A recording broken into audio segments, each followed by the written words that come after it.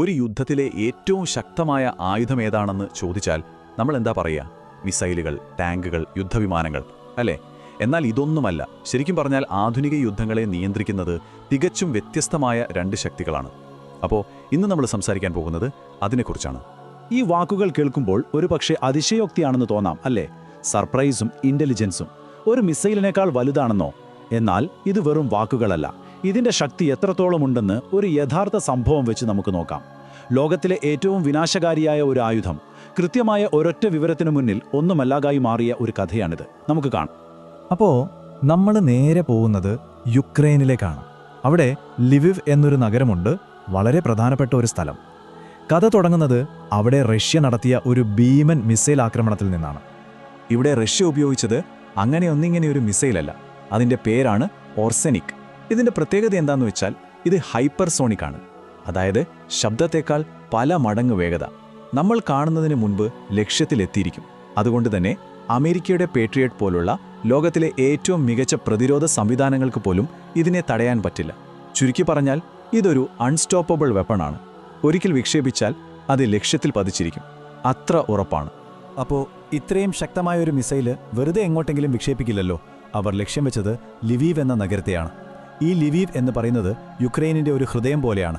കാരണം പാശ്ചാത്യ രാജ്യങ്ങളിൽ നിന്നുള്ള എല്ലാ സഹായവും ആയുധങ്ങളും എല്ലാം എത്തുന്നത് ഈ വഴിയാണ്. US ഓഫീസർമാർ യുക്രൈനിയൻ പട്ടാളക്കാർക്ക് ട്രെയിനിങ് കൊടുക്കുന്നതും ഇവിടെ വെച്ചാണ്. ഒരു തരത്തിൽ പറഞ്ഞാൽ യുദ്ധകാലത്തെ അവരുടെ ഒരു താൽക്കാലിക തലസ്ഥാനം തന്നെ. അപ്പോൾ മനസ്സിലായില്ലേ? ലിവീവ് തകർന്നാൽ യുക്രൈനിൻ്റെ നട്ടെല്ല് ഒടിയുന്നതിന് തുല്യമാണ്. ആക്രമണം ഒരു ചെറിയ കളിയായിരുന്നില്ല. ഇത് വെറുമൊരു മിസൈലല്ലായിരുന്നു. MIRV എന്നൊരു ടെക്നോളജി ഇതിലുണ്ടായിരുന്നു.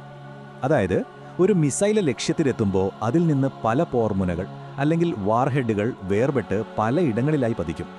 ഒരൊറ്റ മിസൈൽ വിട്ടാൽ മതി ഒരു ചെറിയ പട്ടണത്തെ മൊത്തത്തിൽ തകർക്കാൻ പോകുന്ന 24ഓളം ബോംബുകൾ ഒരുമിച്ച് വീഴുന്ന പോലെയാണ്. യുക്രൈൻ്റെ കയ്യിലുള്ള ഒരു എയർ ഡിഫൻസിനും ഇതിനെ തടുക്കാൻ കഴിയില്ല. അപ്പോൾ ഒന്ന് ആലോചിച്ച് നോക്കൂ.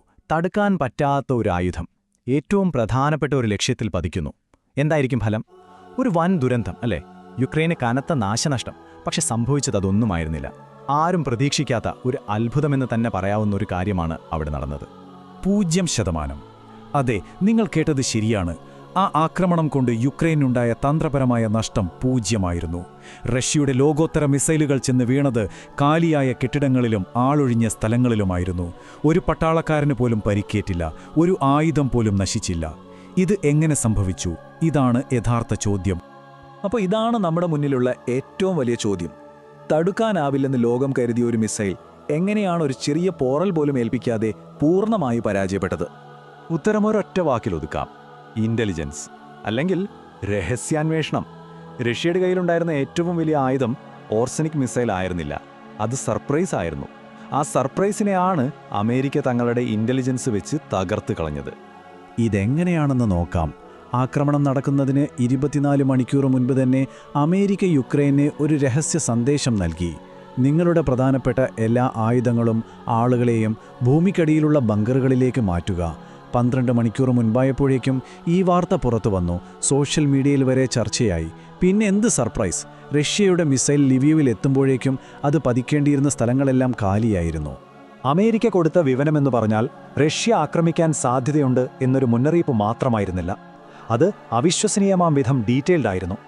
റഷ്യയുടെ ഏത് എയർബേസിൽ നിന്നാണ് മിസൈൽ വിക്ഷേപിക്കുന്നത്? അത് ഓർസനിക് മിസൈലാണ്. ലിവീവിലെത്താൻ എത്ര സമയമെടുക്കും? എന്തിന്?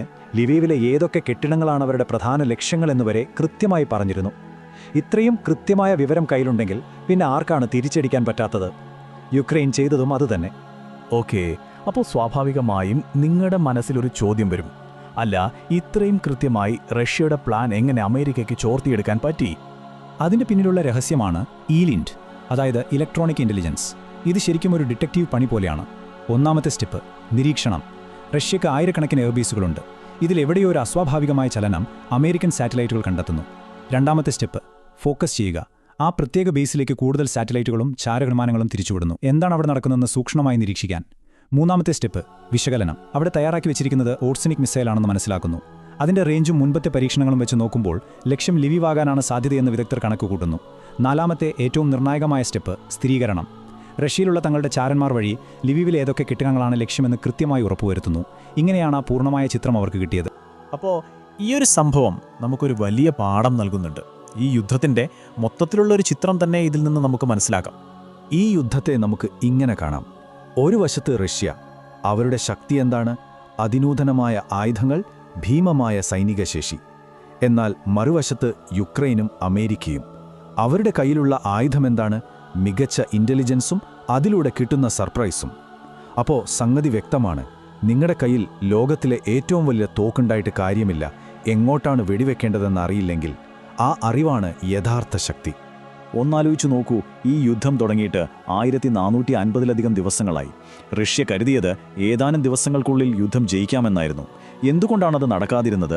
കാരണം ഇത് തെളിയിക്കുന്നത് ഒരേ ഒരു കാര്യമാണ്: ആയുധബലം കൊണ്ട് മാത്രം ഒരു യുദ്ധം ജയിക്കാൻ സാധിക്കില്ല. ഇൻ്റലിജൻസും സർപ്രൈസും ഇല്ലാത്ത ഒരു സൈന്യം എത്ര വലുതാണെങ്കിലും പരാജയപ്പെടാൻ സാധ്യതയുണ്ട്. അപ്പോൾ ഇതിൽ നിന്നുള്ള പാഠം വളരെ വ്യക്തമാണ്. ഇന്നത്തെ ലോകത്ത് വിവരം എന്ന് പറയുന്നത് ഒരു ആയുധമാണ്, ഒരുപക്ഷേ ഏറ്റവും ശക്തമായ ആയുധം. ഇത് നമ്മളെ ഒരു വലിയ ചോദ്യത്തിലേക്കാണ് കൊണ്ടെത്തിക്കുന്നത്. ഭാവിയിലെ യുദ്ധങ്ങൾ തോക്കും ടാങ്കും ഉപയോഗിച്ച് യുദ്ധക്കളത്തിലായിരിക്കുമോ നടക്കുക, അതോ കമ്പ്യൂട്ടറുകൾക്ക് മുന്നിലിരുന്ന് ഡാറ്റ ഉപയോഗിച്ച് സ്ക്രീനുകളിലായിരിക്കുമോ? ഈ ഒരു ചോദ്യം നിങ്ങൾക്കും ചിന്തിക്കാൻ വിട്ടുകൊണ്ട് ഇന്നത്തെ ഈ വിവരണം ഇവിടെ നിർത്തുന്നു. അടുത്ത തവണ കാണാം.